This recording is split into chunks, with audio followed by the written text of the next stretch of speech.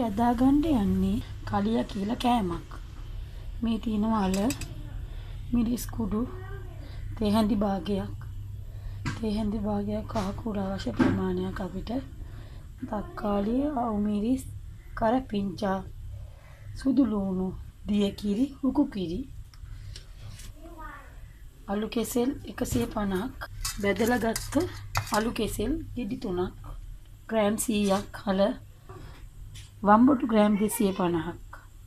දැන් සාදා ගමු. දිය කිරි ටික අපි මේ භාජනයකට දාගන්න ඕනේ. කහ කුඩු අවශ්‍ය ප්‍රමාණය, සුදු ලුණු,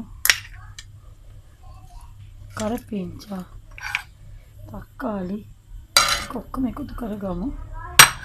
මිරිස් කුඩු, ලුණු මේක අපි මික්ස් කරගමු. දැන් අපි මේ වම්බොටු ටිකයි අල ටිකයි බෙදලා ගමු. මේ අලු කෙසෙල් දැන් බෙදලා තියෙන්නේ. මේක බෙදලා ගමු. මේ වම්බොටු ටික දාගත්තා. බෙද ගන්න ඕනේ. ඒක අපි ඉස්සෙල්ලාම බෙද ගන්න ඕනේ.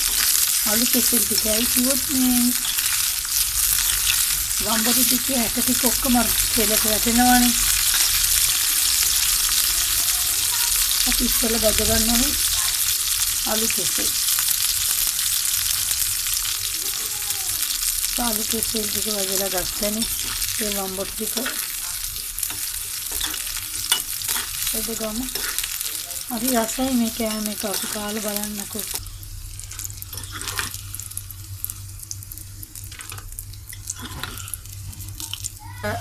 අදාගත්තේ පොල් කිරිත් එක්ක ඒ ටික අපි දැන් ලිපේ තියලා තියෙනවා. ඒක උතුරනකොට මේක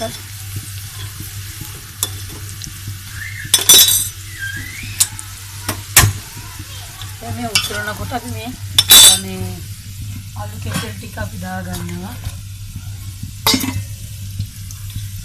උතුරාගෙන එනකොටම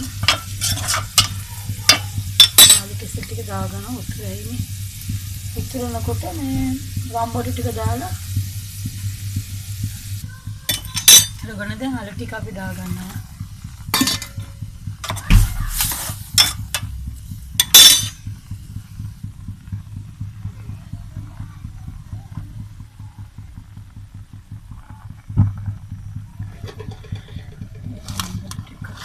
එකතු කරගමු වම්බොටු ටික.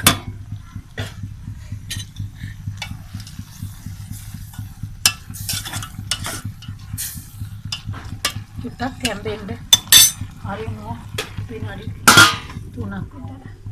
මිටි කිරි ටික දාගන්න. බලන්න මේ